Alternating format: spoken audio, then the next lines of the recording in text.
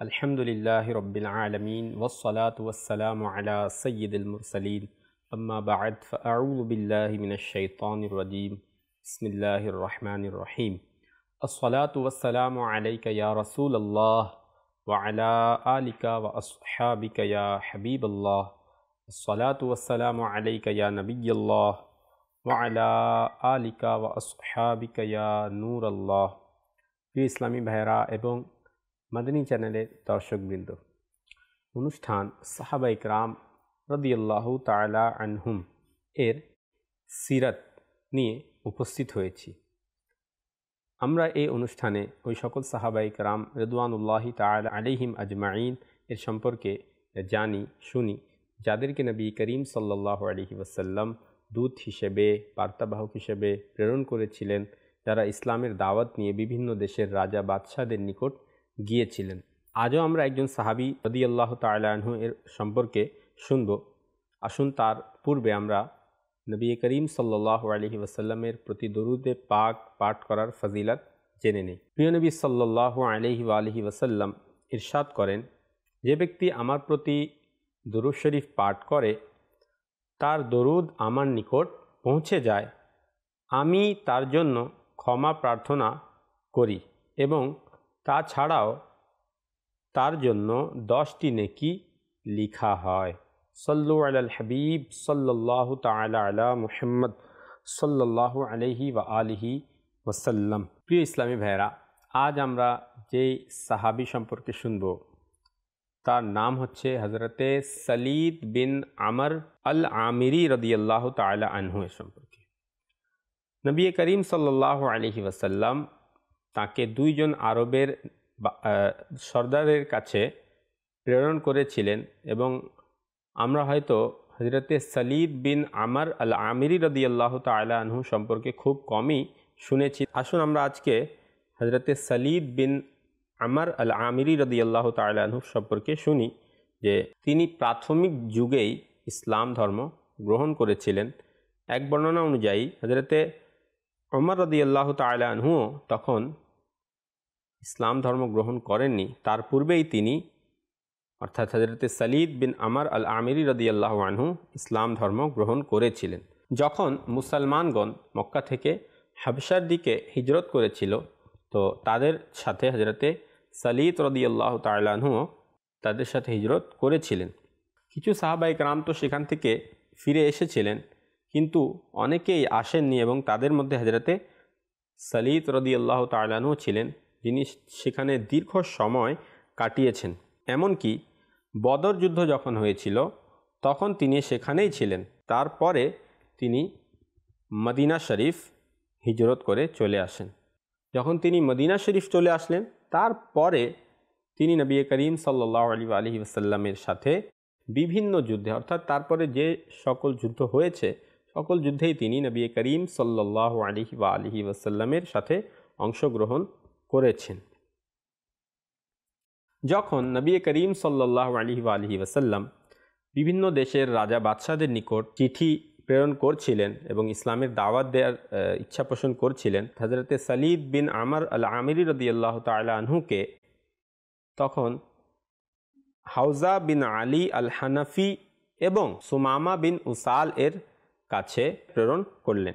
হাওজা বিন আলী হানাফি সে ইয়ামামার যে এলাকা ছিল তার গভর্নর ছিল, আর এটি ইরান এর আন্ডারেই ছিল। তিনি একজন মহান কবিও ছিলেন।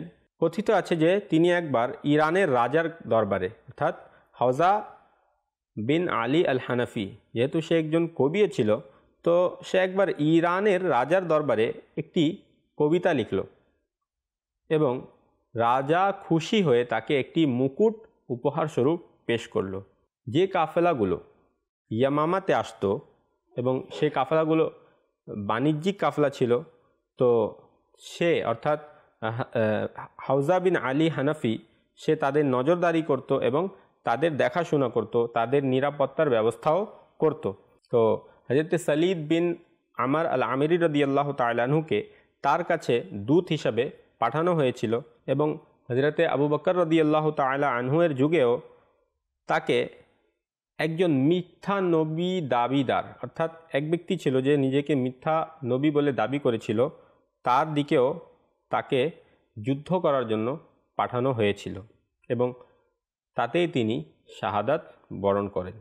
তো তাকে যখন হাউজা বিন আলী আল হানাফির নিকট পাঠানো হয়, কারণ তিনি একজন অত্যন্ত জ্ঞানী ব্যক্তি ছিলেন এবং অভিজ্ঞ ছিলেন, এবং বিশেষ করে তিনি হাবশাতে অনেক সময় অতিবাহিত করে এসেছিলেন, তাই তিনি অনেক বেশি অভিজ্ঞ ও জ্ঞানী ছিলেন।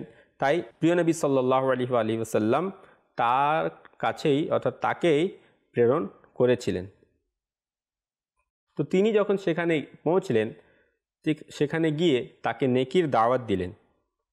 তিনি বললেন, হে হাউজা, আপনি একজন মহান নেতৃত্বের মালিক, আপনি একজন এলাকার প্রধান, তবে মনে রাখবেন আপনার এই সাম্রাজ্য, আপনার এই দেশ শেষ হয়ে যাবে, অর্থাৎ এটি সব সময় থাকবে না, এটি একদিন শেষ হয়ে যাবে।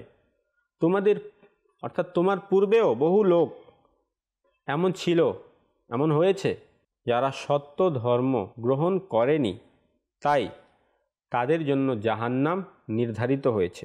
যার ভিতর ঈমান আছে সেই তো প্রকৃতপক্ষে নেতা, যার মধ্যে তাকওয়া রয়েছে। আপনি যদি হিদায়াত কবুল করে নেন, তো আপনার মাধ্যমে আপনার জাতি তারাও হিদায়াত কবুল করবে এবং তারাও সৌভাগ্যশালী হয়ে যাবে। আপনার জন্য এখন কালেমা পাঠ করা এবং ইসলামে আসার সুযোগ রয়েছে। মনে রাখবেন, ইবাদতেই জান্নাত এবং শয়তানের অনুসরণে জাহান্নাম রয়েছে। আল্লাহ তাআলার ইবাদত করলে জান্নাত, আর শয়তানের অনুসরণ করলে জাহান্নাম রয়েছে। আপনি যদি আমার উপদেশ গ্রহণ করেন, আপনার প্রত্যাশা পূরণ হবে এবং আপনি নিজেকে নিরাপদ করে নেবেন। হাউজা তার বক্তৃতা শুনল এবং বলতে লাগলো, হে সালিত, আল্লাহ আমাকে নেতৃত্ব দিয়েছেন, আমি নিজেই এটা বুঝি যে আমি কি করব, অর্থাৎ চিন্তাভাবনা করে আমি সেটা বুঝি যে আমাকে কি করা উচিত। তো আমাকে কিছু সময় দাও, আমি সিদ্ধান্ত করব যে ইসলাম ধর্ম গ্রহণ করব কি না। তো তিনি রাদিয়াল্লাহু তাআলা আনহু সেখানে কিছুক্ষণ রয়ে গেলেন, যাতে সে তার কথাগুলো শুনে এবং দ্বীনের দাওয়াত গ্রহণ করে নেয়। তো তারপর তিনি চলে গেলেন। একদিন সে হযরতে সালিত রাদিয়াল্লাহু তাআলা আনহুয়ের কাছে এসে বলল, তুমি কি মহৎ ও সুন্দর শিক্ষাই দিয়েছ, তোমার সুন্দর শিক্ষার দিকে তুমি আমাকে ডাকছ। সে বলল যে, আমি একজন কবি, আমার একটি মর্যাদা রয়েছে আরবের মধ্যে, তো এটা কি সম্ভব নবী করিম সাল্লাল্লাহু আলাইহি ওয়াসাল্লাম তার অংশীদার হিসেবে আমাকে এই রাজত্বর মধ্যে আমাকে অংশীদার বানিয়ে নেন? এটা কি সম্ভব? যদি এমন করে নেন তাহলে আমি ইসলাম কবুল করব। অর্থাৎ সে নবী করিম সাল্লাল্লাহু আলাইহি ওয়াসাল্লামের কাছে এই শর্তে ইসলাম কবুল করতে চাচ্ছে যে তাকে এই রাজত্বের অর্ধেক তাকে দিয়ে দেওয়া হোক, এই শর্তে সে ইসলাম ধর্ম গ্রহণ করতে চাচ্ছে। তো এই প্রস্তাব যখন সে দিল, এটা নবী করিম সাল্লাল্লাহু আলাইহি ওয়াসাল্লামের দরবারে হযরতে সালিত রাদিয়াল্লাহু আনহু পেশ করলেন। তো নবী করিম সাল্লাল্লাহু আলাইহি ওয়াসাল্লাম যখন এটি শুনলেন, তো নবী করিম সাল্লাল্লাহু আলাইহি ওয়াসাল্লাম বললেন, সে যদি জমিনের একটি টুকরো এই শর্তে, এই ভিত্তিতে চায় যে এটি দিলে সে ইসলাম ধর্ম গ্রহণ করবে, তো আমি তাকে এক টুকরো জমিনও দিব না। নবী করিম সাল্লাল্লাহু আলাইহি ওয়াসাল্লাম এটা জানতেন যে কে কোন উদ্দেশ্যে ইসলাম কবুল করছে, অর্থাৎ কার উদ্দেশ্য কি ইসলাম ধর্ম কবুল করার। প্রিয় নবী সাল্লাল্লাহু আলাইহি ওয়াসাল্লাম ইরশাদ করলেন, খুব শীঘ্রই তার রাজত্ব শেষ হয়ে যাবে, তার রাজ্য ধ্বংস হয়ে যাবে। সুতরাং সে কিছুদিন জীবিত রইল। অতঃপর একদিন হযরত জিবরাইল আলাইহিস সালাম এসে নবী করিম সাল্লাল্লাহু আলাইহি ওয়াসাল্লামকে এই খবর দিলেন যে হাউজা বিন আলী আল হানাফি সে মারা গিয়েছে, সে চিরস্থায়ী মুক্তির জন্য ইসলাম কবুল করেনি। সেটা প্রকাশ তো করল যে সে ইসলাম কবুল করবে, কিন্তু সে ইসলাম কবুল করেনি। এবং সিরাতে রাসূলে আরবি কিতাবে এরূপ লেখা আছে যে যখন হযরত সালিত রাদিয়াল্লাহু তাআলা আনহু তার কাছে চিঠিটি নিয়ে গিয়েছিলেন, তখন সেখানে দমিশকের সরদারও ছিল, উরকুন যার নাম ছিল। তো সে, এটাও বলা হয় যে সে খ্রিস্টানদের একজন মহান ছিল, বড় ছিল। তো সে সেখানে হাওজার দরবারে ছিল। তো হাওজা এই বিষয়টি তার সামনে বর্ণনা করলো এবং জিজ্ঞাসা করলো। তো সে বলল, তুমি এই দাওয়াত কেন গ্রহণ করছো না? অর্থাৎ উরকুন বলল হাওজাকে যে তুমি এই দাওয়াত কেন কবুল করছো না? হাওজা বলল যে আমি আমার জাতির বাদশাহ, আমি যদি তার অনুসারী হয়ে যাই, অর্থাৎ মুহাম্মদ সাল্লাল্লাহু আলাইহি ওয়াসাল্লামের অনুসারী হয়ে যাই, তাকে যদি আমি অনুসরণ করি, তাহলে আমার এই দেশ আর আমার হাতে থাকবে না, আমার এই রাজত্ব, আমার এই রাজ্য আর আমার হাতে থাকবে না।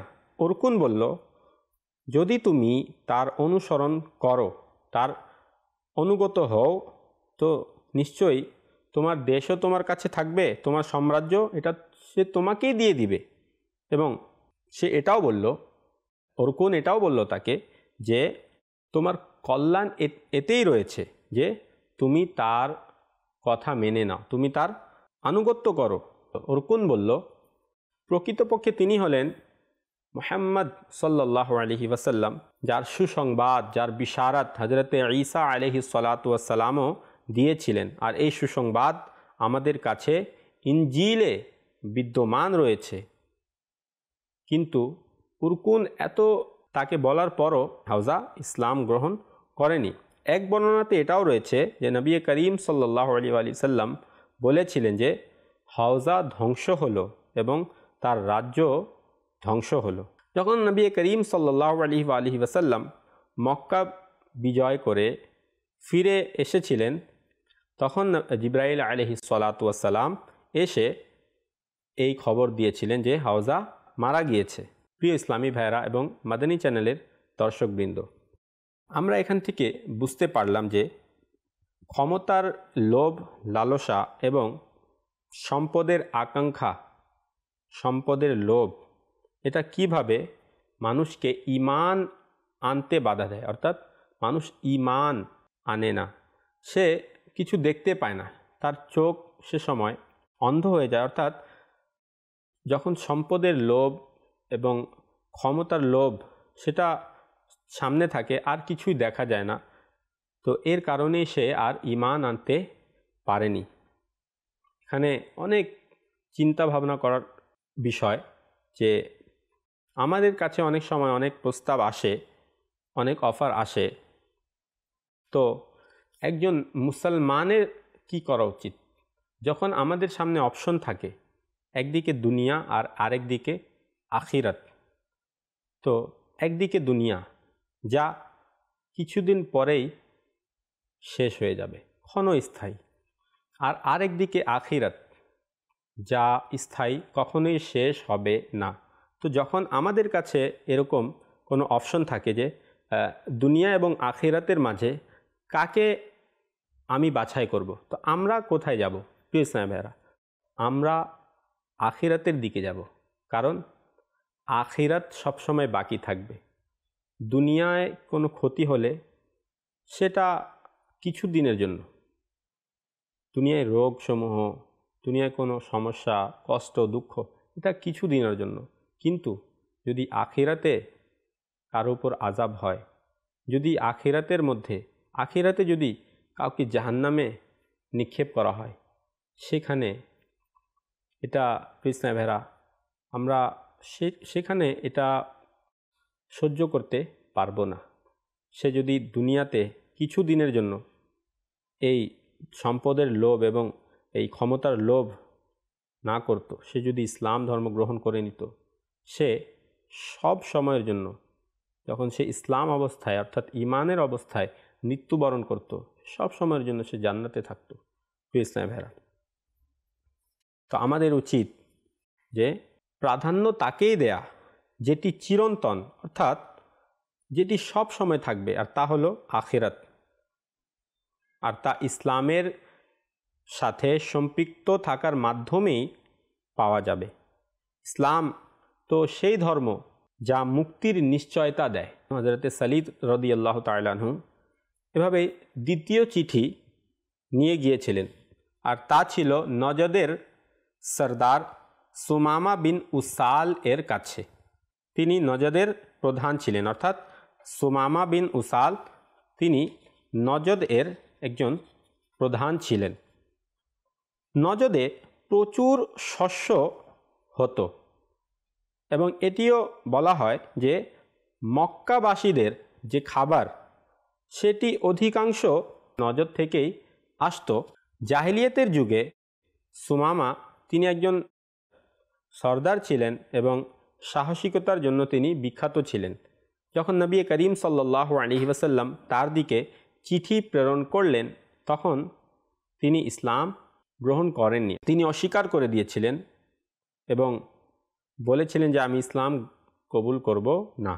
কিন্তু একটি সময় আসলো যখন তিনি, অর্থাৎ এমন একটি সময় আসলো যে ইসলামের মতো সম্পদ আর আল্লাহ তাআলা তার এই ইসলাম তার ভাগ্যে লিখে রেখেছিলেন।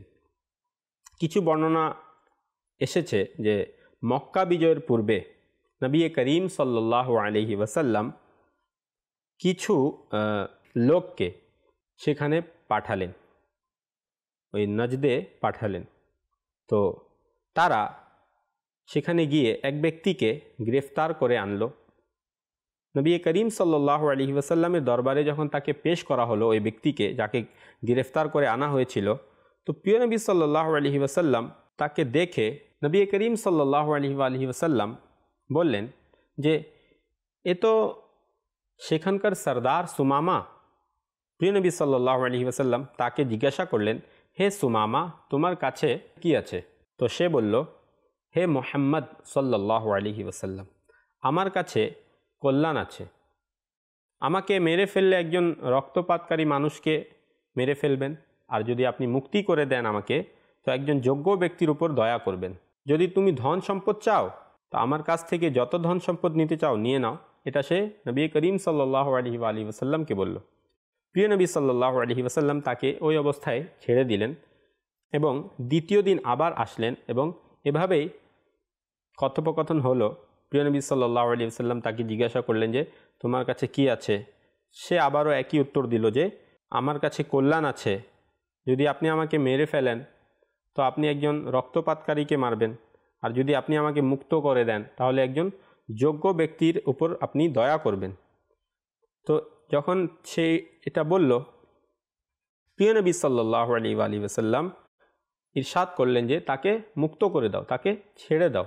তো যখন তাকে মুক্ত করে দিলেন, আজাদ করে দিলেন, প্রিয় নবী সাল্লাল্লাহু আলাইহি ওয়াসাল্লামের এই উত্তম আচরণ এবং এই উত্তম চরিত্র এটা তার হৃদয়ে বাসা বেঁধে নিল, যার ফলে যখন সে প্রিয় নবী সাল্লাল্লাহু আলাইহি ওয়াসাল্লামের এত সুন্দর আচরণ দেখলো যে সে গ্রেফতার হয়ে এসেছিল, কিন্তু প্রিয় নবী সাল্লাল্লাহু আলাইহি ওয়াসাল্লাম তাকে এমনিই মুক্ত করে দিলেন।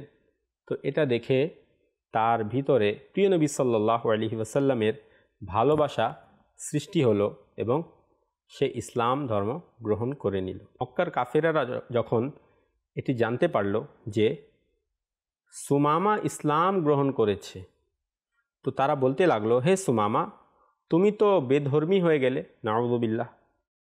হযরত সুমামা রাদিয়াল্লাহু আনহু বললেন, না, বরং আমি এক সত্য ধর্ম দ্বীনে মুহাম্মাদি সাল্লাল্লাহু আলাইহি ওয়াসাল্লাম গ্রহণ করেছি। তিনি বললেন, হে আহলে মক্কা, শুনো। কারণ তিনি যেহেতু নজদের বাদশা ছিলেন, আর আমরা আগেই বলেছি যে আরববাসীদের জন্য ওই নজদ থেকে অধিকাংশ খাবার আসতো। তো তিনি বললেন যে হে মক্কাবাসী, শুনে নাও, ইয়ামামা হতে তোমাদের কাছে গমের একটি দানাও আসবে না যতক্ষণ প্রিয় নবী সাল্লাল্লাহু আলাইহি ওয়াসাল্লাম অনুমতি না দেন। এটা বলে তিনি চলে গেলেন এবং এলাকায় গিয়ে তিনি শস্য সরবরাহ বন্ধ করে দিলেন। এমনকি মক্কাবাসীরা নবী করিম সাল্লাল্লাহু আলাইহি ওয়াসাল্লামের দরবারে গিয়ে হাজির হলো এবং বলল যে হযরত সুমামা তিনি এই শস্য সরবরাহ বন্ধ করে দিয়েছেন।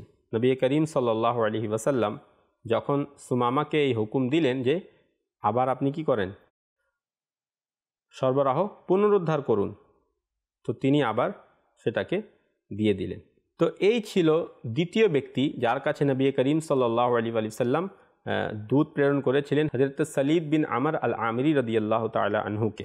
প্রকাশ্যভাবে যদি দেখা যায় যে হযরত সালিদ রাদিয়াল্লাহু তাআলা আনহু যাদের কাছে গিয়েছিলেন তাদের মধ্যে একজনও তখন ইসলাম ধর্ম গ্রহণ করেনি, কিন্তু তিনি নিজের যে কাজ ছিল নবী করিম সাল্লাল্লাহু আলাইহি ওয়াসাল্লাম যে তাকে দায়িত্ব দিয়েছিলেন ইসলামের দাওয়াত দেওয়ার, তিনি সেই কাজটি ঠিকই করেছেন। তিনি তাদের কাছে শুধু চিঠি নিয়ে দিয়ে আসেননি, বরং তাদেরকে নেকির দাওয়াতও দিয়েছেন এবং তিনি তাদেরকে বলেছেন যে ইসলাম মানুষকে নাজাত দেয়, ইসলাম মানুষকে মুক্তি দেয়, এবং সুন্দরভাবে তাদেরকে বুঝিয়েছিলেন এবং তাদেরকে বললেন যে সবাইকে একদিন এই দুনিয়া ছেড়ে চলে যেতে হবে, তো তোমরা ইসলাম কবুল করে নাও। তো তারা তখন তো ইসলাম গ্রহণ করেনি, কিন্তু তার মাধ্যমে ঈমান ইসলামের দাওয়াত প্রিয় নবী সাল্লাল্লাহু আলাইহি ওয়াসাল্লামের এই বার্তাটা তাদের কাছে পৌঁছে গেল। তো এখান থেকে আমাদেরও জানা গেল যে একজন মুবাল্লিগকে এমনই হওয়া উচিত যে একজন মুবাল্লিগের কাজ হলো দ্বীনের দাওয়াত দিতে থাকা, দ্বীনের দাওয়াত পৌঁছে দেওয়া। এমন না যে তাকে মানিয়েই নিতে হবে, যে আমি যাকে দাওয়াত দিচ্ছি তাকে মানতেই হবে, এমন না। মুবাল্লিগের কাজ তাকে দাওয়াত পৌঁছানো, এখানে তার কাজ পরিপূর্ণ। এখন আল্লাহ তাআলা যদি তৌফিক দেন তো সে এই কথা মেনে নিবে, আমি যাকে বুঝিয়েছি। এখন আল্লাহ তাআলা যদি তৌফিক দেন তাকে, সে এটা মেনে নিবে, আর সে নাও মানতে পারে। কিন্তু আমার কাজ হলো আমি আল্লাহর নাম নিয়ে, আল্লাহর উপর ভরসা করে, আল্লাহর কাছে দোয়া করে আমি তাকে এই দ্বীনের দাওয়াত, নেকির দাওয়াত তাকে পৌঁছে দিব। এই আমার পৌঁছে দেওয়ার কারণে আল্লাহ তাআলা আমাকে এর সওয়াব দান করবেন। তো একজন মুবাল্লিগকে এমনই হওয়া উচিত, যেমন হযরতে সালিদ বিন আমর আল আমিরি রাদিয়াল্লাহু তাআলা আনহু ছিলেন, যে তারা ইসলাম গ্রহণ করেনি, তবুও তিনি তাদের কাছে ইসলামের দাওয়াত পৌঁছে দিলেন এবং খুব সুন্দরভাবে তাদেরকে বুঝালেন। তো এই জন্যই পরবর্তীতে সে এসে ইসলাম ধর্ম গ্রহণ করে নিল। প্রিয় ইসলামী ভাইয়েরা, হযরতে সালিদ বিন আমর আল আমিরি রাদিয়াল্লাহু তাআলা আনহুয়ের দ্বীনের খিদমতের ব্যাপারে আজ আমরা শুনলাম। আমাদেরও উচিত যে আমরাও যেন দ্বীনে ইসলামের খিদমত করি এবং তার ওয়াসিলায় যেন আল্লাহ তাআলা আমাদেরও দ্বীনে ইসলামের খিদমত করার তৌফিক দান করুন। আমিন। বিজাহিন নবিয়্যিল আমিন সাল্লাল্লাহু তাআলা আলাইহি ওয়া আলিহি ওয়াসাল্লাম।